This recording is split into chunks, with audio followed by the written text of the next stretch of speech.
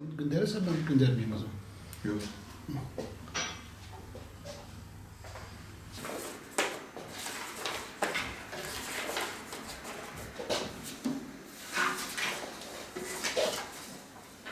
Günümüzde 3 F krizinden bahsedilmektedir.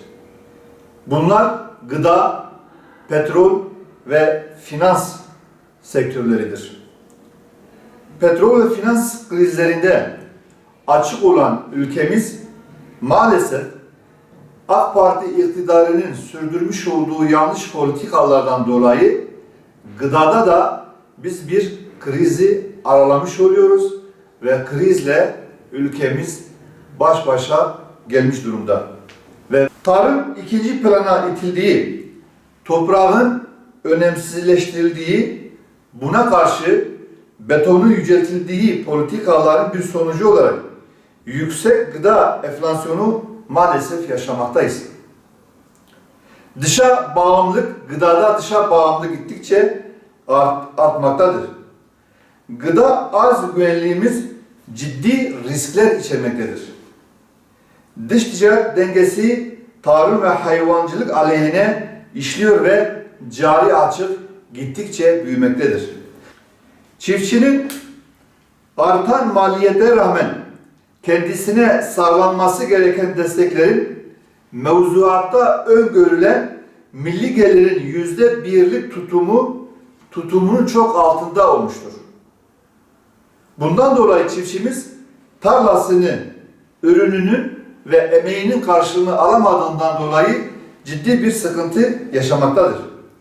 2018'de çiftçimize dağıtılan destek 14 milyar 489 milyon TL iken 2019'da 16 milyar 989 milyon bir destek sağlanmıştı çiftçimize. Halbuki 2019'da çiftçiye sağlanması gereken destek 16 milyar değil 42 milyar 800 milyon olması lazım. Yani 16 nerede? 42 nerede? Tarım arazisine baktığımız zaman burada da ciddi bir azalma söz konusu. 2002 yılında Türkiye nüfusu 66 milyon 401 bin 850 kişi iken 2019 yılında nüfusumuz 83 milyon 154 bine çıkmış.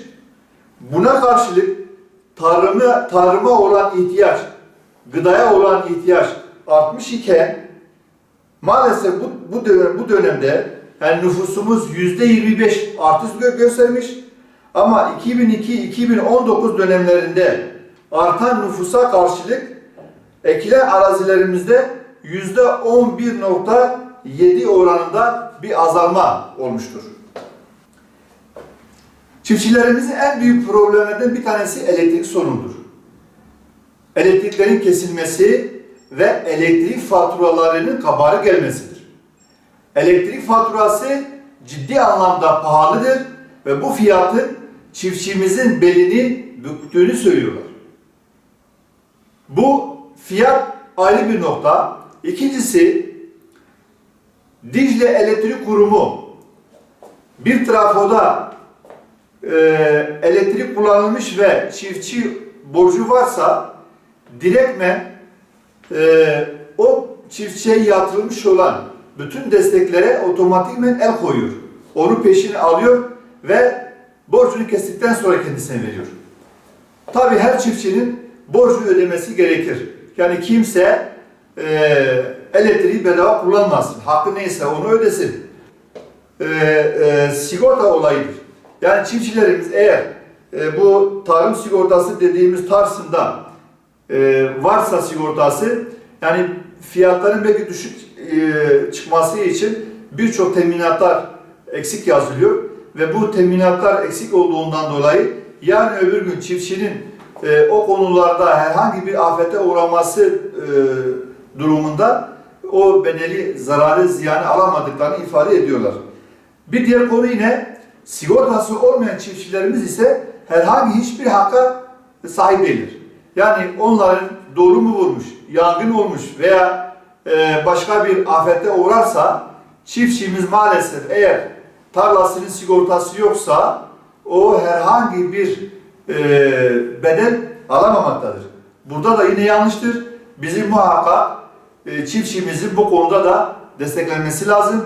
Oluşabilecek herhangi bir afette devletin kendisine bu zararı, ziyanı ödemesi gerekiyor. Devletin açıklamış olduğu 2020 için buğdaya verilen fiyat düşük olarak karşılanmıştır. Yumuşak buğdaya 1650 TL, sert buğdaya ise 1800 TL fiyat verilmiş. Bu zaten 100-150 lira bu fiyatın masrafları, giderleri var.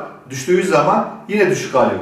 Halbuki öncesinde serbest piyasada bu fiyatların daha yüksek olduğunu ve devlet bu tavan fiyatını belirledikten sonra fiyatların düştüğünü ve ürünün karşılığının maalesef gideri karşılamadığını kendileri yine bize beyan ettiler.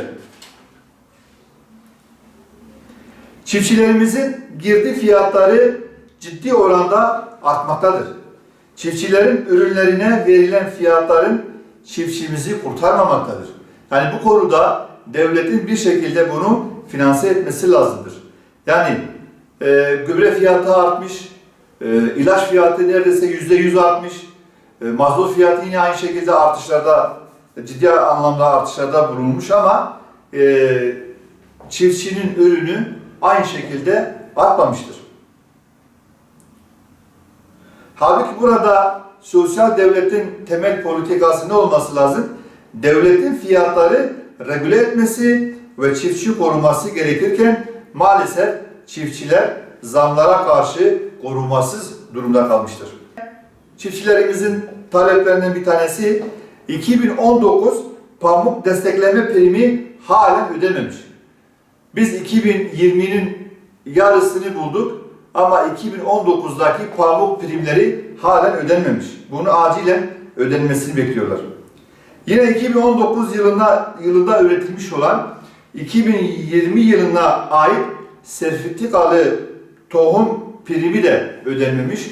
Bunun da bir an önce çiftçilerimize ödenmesi gerekir.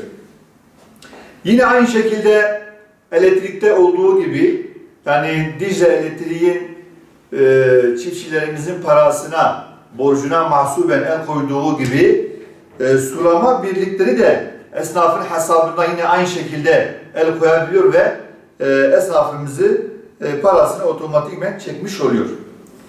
Yani bu konularda çiftçilerimizin ciddi sıkıntıları var, problemleri var. Biz hiç kimsenin devletin malını gasp etme, devletin parasını vermeme, borcunu vermeme gibi bir şeyi savunmuyoruz. Ama çiftçimizin girdisi çok, masrafı çok, geliri az. Eğer bazı ödeme yapamıyorsa da bu yokluktan dolayıdır. Ödeme yapamıyordur. O zaman devletin burada yapması gereken nedir? Elektrik fiyatını ciddi anlamda düşürmesi ve çiftçilerimizin girdilerini özellikle mazottur, gübredir, ilaçtır buralarda çiftçiye yakın destek sağlaması gerekir. Peki ne yapılması lazım? Yani biz burada Saadet Partisi olarak ne gibi teklifler kısa vadede sunabiliyoruz? Bunu da sizinle paylaşmış olayım. Çiftçiden elektrik, gübre, ilaç, mazottan vergi alınmaması gerekir. Ki çiftçimiz maliyeti, girdisi azalsın, ürettiği masrafını karşılasın ve tarlasına, tarımına, ekimine severek, isteyerek hizmetini yapabilsin. 2. Devlet ürünü uygun fiyata almalı ki çiftçilerimiz serbest piyasada ezilmesin. 3. Devletin ürün bazında politikalar belirlemesi lazım. Yani buğdaya nasıl bir politika, pamuğa nasıl bir politika, şeker pancarına nasıl bir politika gerekiyorsa ayrı ayrı politikalar geliştirmesi gerekiyor. Yine başka bir önerimiz, teklifimiz bilimsel tarım işletmeciliğinin yapılması gerekir. Yani gübrelemede, ekimde, ilaçlamada çiftçilerimiz belki birçok hatalar yaptıkları için istedikleri verimi alamıyorlar. Ama eğer devlet ziraat mühendislerinin, teknik elemanları görevlendirip de köylüyü, çiftçiyi eğitirse ve bilinçli bir tarım politikası güdülürse, ekim yapılırsa, biçim yapılırsa daha fazla verim alınacağı muhakkaktır. Bölgemize yapılan canlı hayvan destekleri yetersiz kalmaktadır. Burada devlet ne yapacak? Canlı hayvan ve et ithalatını aşağı çekecek, yaptırmayacak ve buraya verdiği, yani başkasının çiftçisine vermiş olduğu desteği kendi çiftçisine verecek ve buradaki hayvancılığın gelişmesine destek olacaktır. Yine aynı şekilde tarım sigortası olmayan çiftçilerimize herhangi bir doğal afetten oluşan zararlarının muhakkak devlet tarafından desteklenmesi gerekiyor.